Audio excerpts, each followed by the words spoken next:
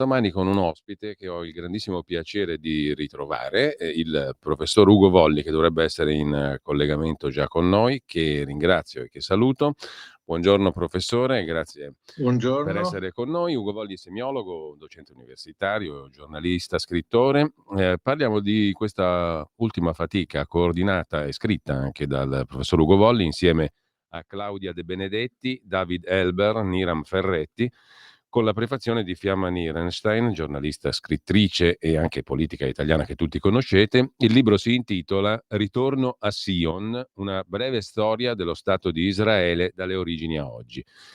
Curato appunto dal professor Ugo Volli, il libro si propone di essere una storia breve naturalmente, perché sono 250 pagine circa, si concentra sugli ultimi decenni dell'Ottocento ad arrivare fino all'attuale guerra, la guerra in corso dopo il tremendo attacco del 7 ottobre del 23 contro gli israeliani e contro Israele.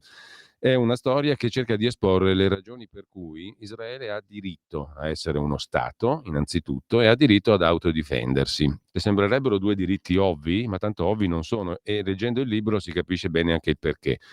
È una storia basata sui fatti, è una storia che contiene anche bibliografia, cartine, cronologia, un lessico molto interessante e una appendice demografica altrettanto interessante, sulla quale poi magari ci soffermeremo. È un libro pieno di fatti che sono misconosciuti e che sono anche alla radice, diciamo così, professor Volli, dell'attuale ondata anti-ebraica, anti-sionista, anti-israeliana. Qui trovate la geopolitica, la demografia, come dicevo, ma anche tutta la storia del lawfare, cioè in pratica dell'attacco a Israele che, se non si è potuto realizzare fin dalla sua nascita militarmente, perché Israele nasce e si trova subito in guerra, gli stati arabi lo vogliono distruggere, a un certo punto con la guerra non ci si arriva e si cerca di farlo attraverso la diplomazia e poi i media, la cornice mediatica. Qui trovate le delibere che, al contrario, hanno giustificato l'esistenza di Israele a livello internazionale fin dal 1917-1920. Le vicende politiche interne ad Israele, un'analisi per quanto succinta ma efficace anche dei poteri e dei contropoteri che caratterizzano uno Stato democratico come quello di Israele.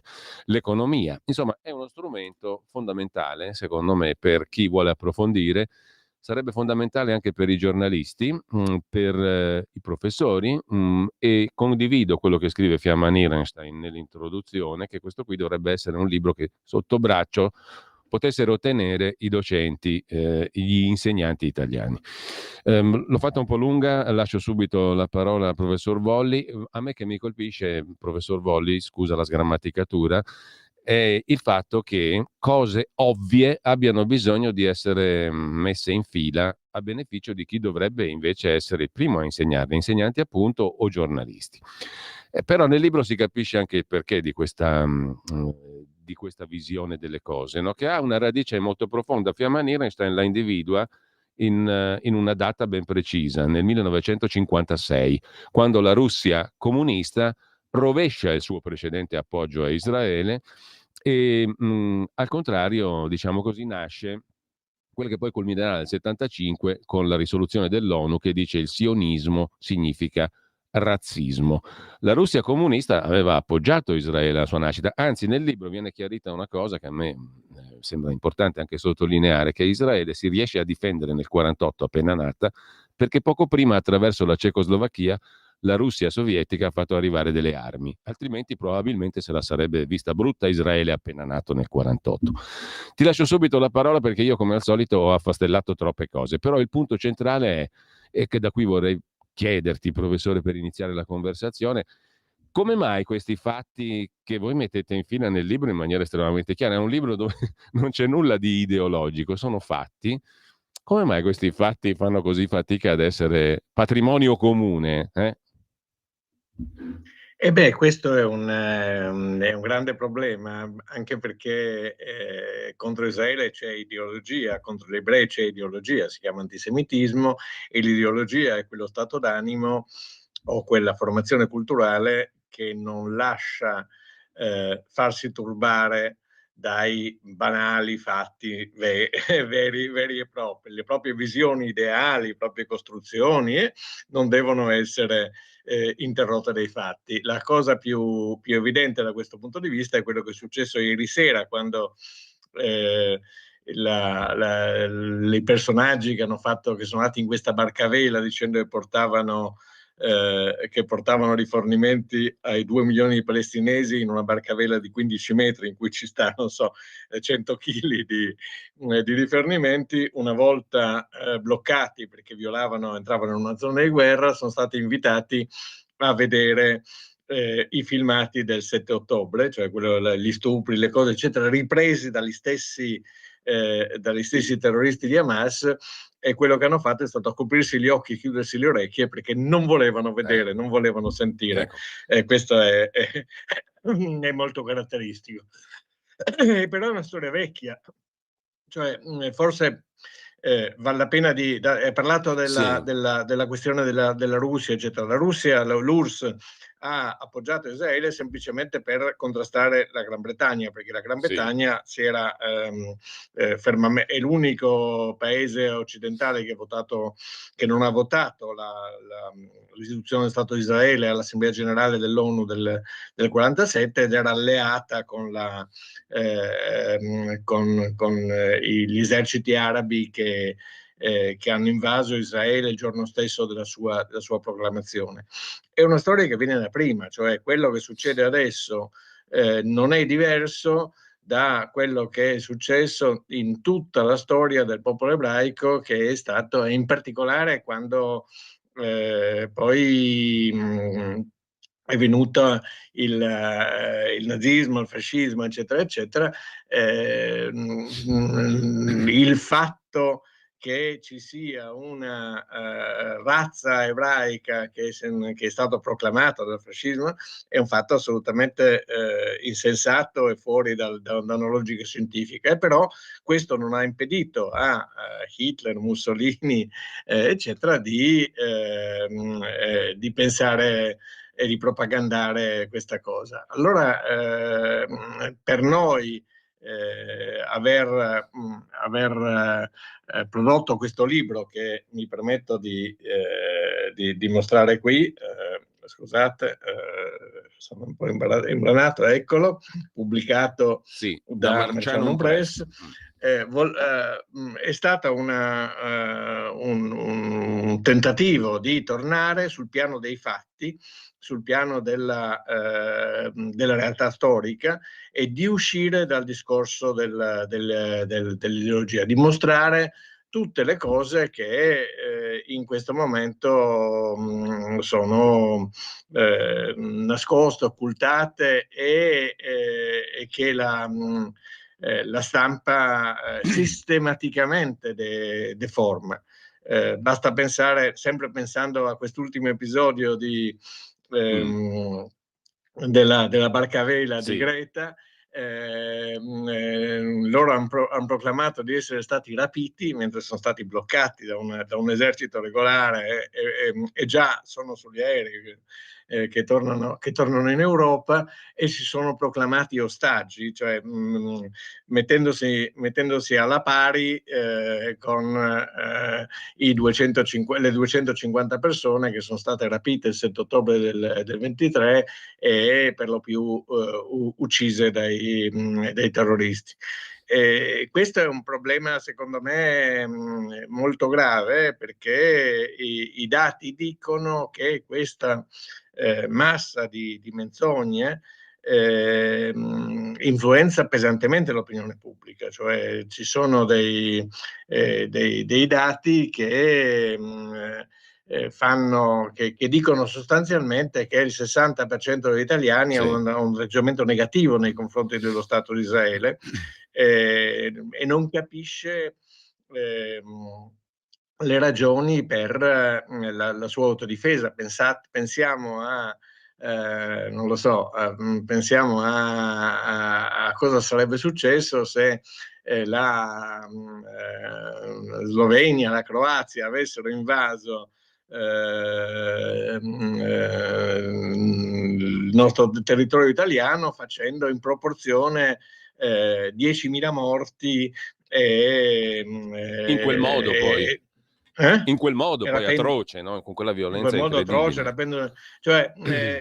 cioè è successa una cosa in questi 2 anni che fa pensare davvero, cioè dovrebbe far riflettere molto chi lavora nelle comunicazioni di massa, cioè è successa la completa e totale inversione della realtà. Oggi sembrerebbe che Israele stia facendo, abbia progettato, programmato, stia facendo un genocidio, cioè stia eliminando il popolo palestinese. Tutto questo è totalmente insensato sul piano dei numeri, e che l'abbia voluto lui, mentre Israele, una delle cose che sta succedendo in questo momento nel dibattito interno a Israele è una severissima autoinchiesta su perché Israele era così impreparato, non ha assolutamente capito quello che stava succedendo e non ha saputo prevenirlo. Quindi Israele non ha voluto, non ha cercato, non ha progettato questa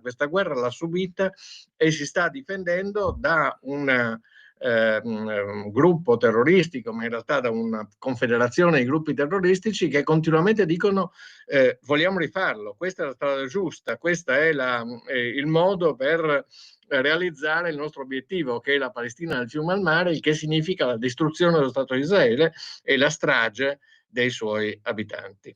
Ecco, che è ciò che si propone l'articolo 7 dello statuto di Hamas, citato Sì, nel libro, no? L'eliminazione fisica di qualsiasi ebreo. E nel libro si capisce benissimo che il retropensiero di tutte le organizzazioni, dall'OLP in avanti, palestinesi, ma fin dall'inizio direi, sì. fin da quando gli inglesi pongono il Gran Muftì di Gerusalemme, nominano il Gran Muftì di Gerusalemme che poi si alleerà con Hitler. Fin dall'inizio, diciamo, fin da quando si comincia a fine 800 a cercare di realizzare una patria per gli ebrei, cioè la futura Israele, fin dall'inizio c'è questo retropensiero che Israele non deve esistere semplicemente. Questo è il punto, no? Attenzione, questa è una cosa che riguarda anche l'Italia Ecco, e anche certo. l'Europa, perché la ragione vera per cui c'è questo odio è che, uno, i musulmani non accettano di farsi governare dagli infedeli. Gli infedeli possono essere, se sono popoli del libro, cioè cristiani, ebrei, eccetera, eccetera, possono essere tollerati solo in una condizione di umiliazione e di sottomissione.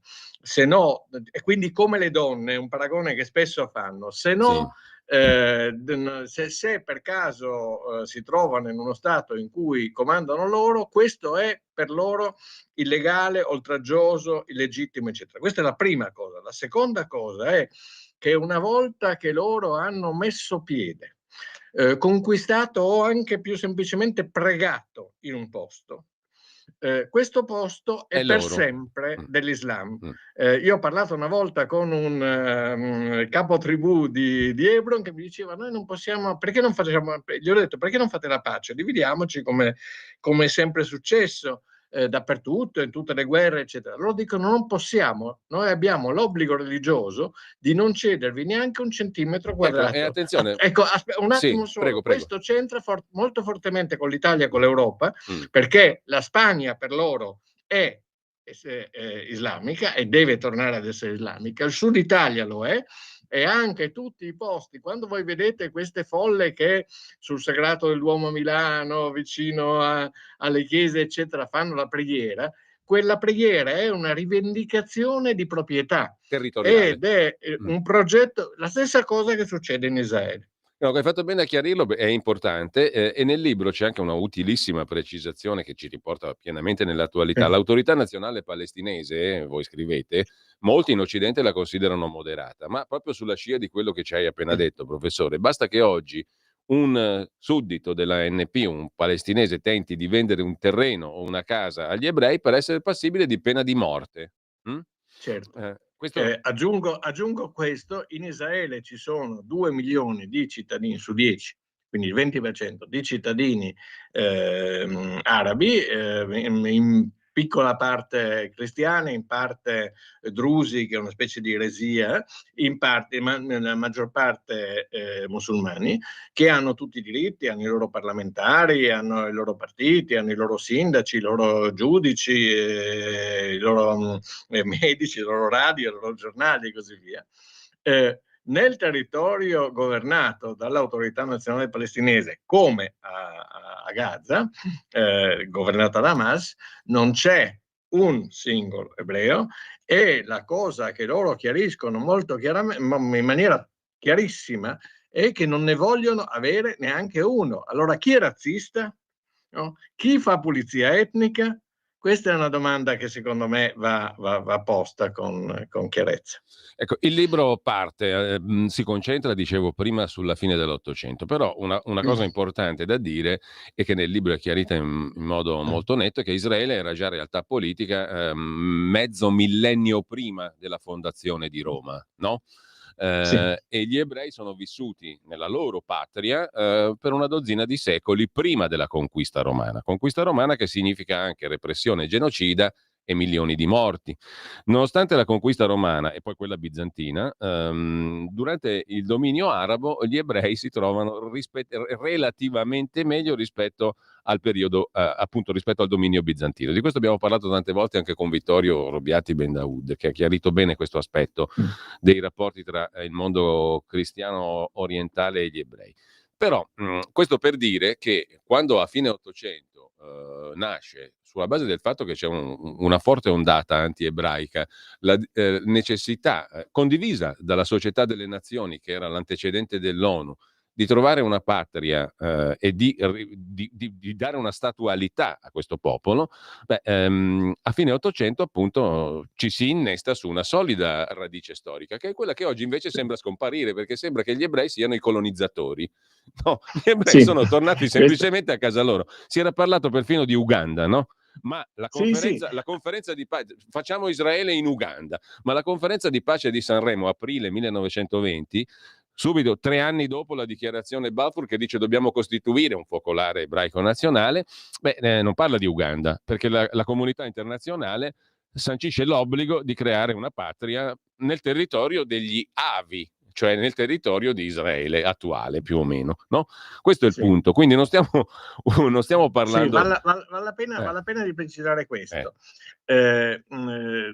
Lì i musulmani arrivano in Israele in quella terra che si chiamava Giudea, eccetera, eccetera, nel VII secolo.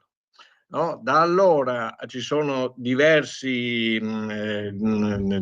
imperi che in qualche modo comprendono quelle terre, compreso un periodo in cui ci sono i crociati, ma non c'è mai stato in quel periodo, in tutti questi 1200 anni, non c'è mai stato uno Stato di Palestina, non c'è mai stata neanche una entità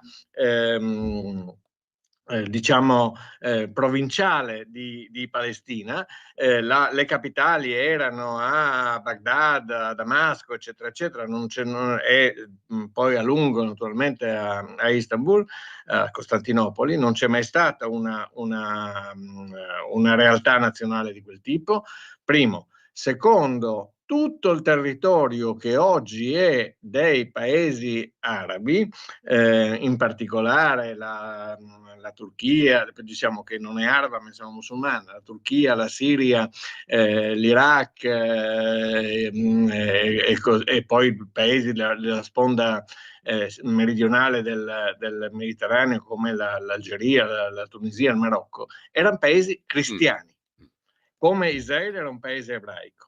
E c'è stata un'invasione fra il VII e l'VIII e il IX secolo di queste zone, che progressivamente ha distrutto la popolazione, ha distrutto la sua appartenenza alla cristianità, all'ebraismo, eccetera. Gli ebrei hanno tenuto nel territorio che oggi è quello dello Stato di Israele più di altri. Nel 1860 c'è un censimento turco che mostra come a Gerusalemme c'era una maggioranza ebraica, c'erano ebrei, cristiani e poi un po' di musulmani, e quindi la continuità storica di questa presenza è molto forte, e gli invasori sono stati i musulmani, gli arabi, perché non erano arabi non so, in Siria, ma erano aramei, che era una cosa del genere, diversa. E il progetto musulmano è un progetto di distruzione delle altre culture, di omogeneizzazione di tutti quanti all'Islam e di conquista del mondo. Questo va detto, perché la battaglia che si sta facendo in questo momento in Israele è una battaglia che difende anche l'Europa. Su questo però c'è poca consapevolezza, molto Sì. poca consapevolezza. Tra l'altro, a proposito di Palestina, nel libro viene citato un passaggio estremamente illuminante, più chiaro di così non può essere, sono le parole di Zahir Muhsin, membro del comitato esecutivo dell'Organizzazione per la Liberazione della Palestina, l'OLP di Arafat, in un'intervista del 77 a un quotidiano olandese, laddove questo dirigente, alto dirigente dell'OLP, dice a chiare lettere qualcosa di estremamente chiaro, no? Il popolo palestinese non esiste. La creazione di uno Stato palestinese è solo un mezzo per continuare la nostra lotta contro lo Stato di Israele per l'unità araba. Non c'è alcuna differenza fra giordani, palestinesi, siriani e libanesi, e solo per ragioni politiche e strategiche parliamo oggi dell'esistenza di un popolo palestinese, dal momento che gli interessi arabi esigono che noi postuliamo l'esistenza di un popolo palestinese che si opponga al sionismo. Parole chiarissime, no? Che sono anche quelle che nutrono la realtà di oggi, l'attualità. Sì, fino agli anni 60 del secolo scorso non c'era il progetto di una organizzazione politica palestinese. Gli arabi di quelle terre non si sono mai opposti al dominio giordano, dominio egiziano e così via. Palestinese era una nozione esclusivamente geografica che si estendeva a tutti i cittadini che vivevano in quelle terre. Quello che oggi è uno dei più importanti giornali israeliani, cioè il Jerusalem Post, fino al 1948 si chiamava Palestine Post, era israeliano, scritto in ebraico. L'orchestra sinfonica di Israele, che è stata diretta anche da Toscanini, che l'ha fatta solo da ebrei perché era occidentale, si chiamava Palestine National Orchestra. Perfino l'organizzazione sionistica nella sua espressione locale si chiamava Palestine Zionist Organization. Quindi non c'era questa cosa. La rivendicazione fu a lungo quella di una appartenenza di quella regione alla grande Siria, e questo l'hanno dichiarato in tutti i modi. Quando si vide che gli stati circostanti che avevano assalito Israele nel 48-49 e poi nel 56 e poi nel 67 e poi nel 73, con 4 grandi guerre di grandi alleanze, e non ce la facevano, allora ci fu questo colpo di genio, a quanto pare suggerito dai servizi segreti sovietici, di rinunciare a una lotta di stati e per presentare il tentativo di distruggere Israele come un movimento di liberazione nazionale e di fondare prima Al-Fatah e poi l'OLP, eccetera, e dire che esisteva questo popolo palestinese, che però è un'invenzione, lo ripeto, dei servizi segreti dell'Est. Allora, professore, abbiamo pochissimi minuti. Io mi permetto di dire che c'è una parte bellissima del libro che racconta, diciamo così, la nascita dello Stato di Israele, ma prima ancora tutta la prima parte del Novecento e la fine dell'Ottocento, che portano a quel risultato sotto l'egida anche delle istituzioni internazionali. Il ruolo a volte ambiguo, a volte discutibile della Gran Bretagna e degli Stati Uniti, questo però ci porta già negli anni 90 del Novecento. C'è tutta una parte molto interessante dove si analizza la politica anche israeliana di appeasement, di pacificazione, che non ha portato frutti. Secondo me, dimmi se sbaglio, professore, per il semplice motivo, come abbiamo chiarito adesso, che se tu parti dal presupposto che io a te ti devo distruggere, l'appeasement con te diventa un po' difficile farlo, no? Perché se quello lì è il problema numero uno, diventa un po' difficile. Eppure ci hanno provato tanti premier israeliani, Barak e via dicendo, Olmert e via dicendo, ci hanno provato anche, no? A seguire l'impulso anche in quel momento della politica americana, che culmina con Obama in questo senso, no? E che cambia molto con Trump. Ti lascio proprio con le ultime considerazioni di questo tipo, però questo qua è un libro da leggere, lo fate in poco tempo, perché è un libro che si legge velocemente, ma con enorme frutto. Lo ripeto in chiusura, abbiamo la copertina sulla nostra pagina adesso, Ritorno a Sion, breve storia dello Stato di Israele dalle origini ad oggi, editore Marcianum Press. Ti lascio le ultime considerazioni sulla scorta di quello che dicevo poco fa, professore, perché è difficile riassumerlo, però è facilissimo leggerlo questo libro ed è utilissimo soprattutto. Grazie Giulio. La questione è questa: Israele ha sempre voluto vivere in pace, perché non gli interessa altro che stare lì e svilupparsi, sviluppare la propria cultura, la propria economia, eccetera. Per cui anche quando avendo vinto le guerre del 67 e del 73, ha restituito i territori conquistati all'Egitto e alla Siria, ha accettato anche di fare la pace a Oslo, di cercare di fare la pace a Oslo con quelli che erano terroristi con le mani col sangue sulle mani. Questa cosa non ha mai funzionato, perché dall'altra parte non c'è la voglia vera di costruire uno Stato. Ne avrebbero avuto un sacco di occasioni, hanno avuto un sacco di offerte in questo senso, magari non perfette, ma insomma questo fa parte della storia, no? Si rinuncia a qualche cosa per avere, ma non ha mai voluto costruire per davvero uno Stato. Quello che vogliono fare è distruggere Israele, e guardando la storia di questi tentativi lo si vede molto bene. Allora, ci sono poi dei flash, così io mi permetto, perché tu hai parlato prima di Italia ed Europa, no? C'è Arafat, che è il capo di un'organizzazione terroristica, e nel libro si capisce, si spiega benissimo, per chi non l'avesse ancora capito per fonte sua, cioè il quale arriva con la pistola a parlare nel Parlamento italiano. E Bettino Craxi lo definisce il nuovo Mazzini, no? Oppure se ne va a parlare all'ONU, dove il segretario generale è l'ex nazista Kurt Waldheim. Queste sono fotografie che dicono molto, no? Sì, cioè Arafat è stato, invitato da Nilde Iotti, l'unica persona dal 1861 a parlare al Parlamento italiano con una pistola al fianco. È stata, cioè, è un'immagine. Appunto, è una fotografia che parla.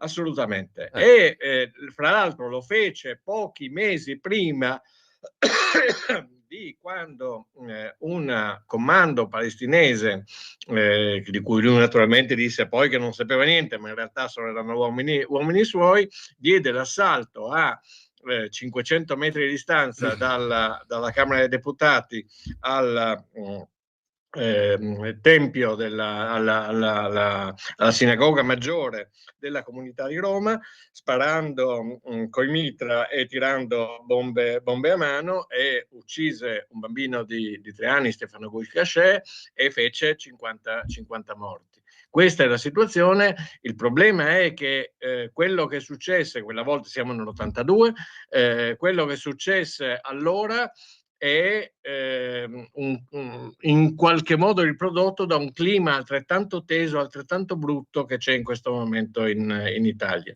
Credo che tutti quanti dobbiamo stare molto attenti. Allora, c'è una parte di demografia che è anche molto interessante alla fine del libro, che spiega anche qui quanti luoghi comuni stupidi e criminali a volte facciamo nostri, se non approfondiamo un minimo, no? E anche la parte demografica ve la consiglio. Comunque il libro è veramente di grande utilità. Ritorno a Sion, edito da Marcianum Press, De Benedetti, Elber Ferretti, curato dal professor Ugo Volli, prefazione di Fiamma Nierenstein. Leggetevelo e sarete contenti di sicuro di aver imparato, se non le sapevate, molte cose utilissime per orientarsi dentro le polemiche attuali. Professore, ti chiedo proprio una cosa velocissima, ma perdonami la banalità della domanda, ma tu come la vedi?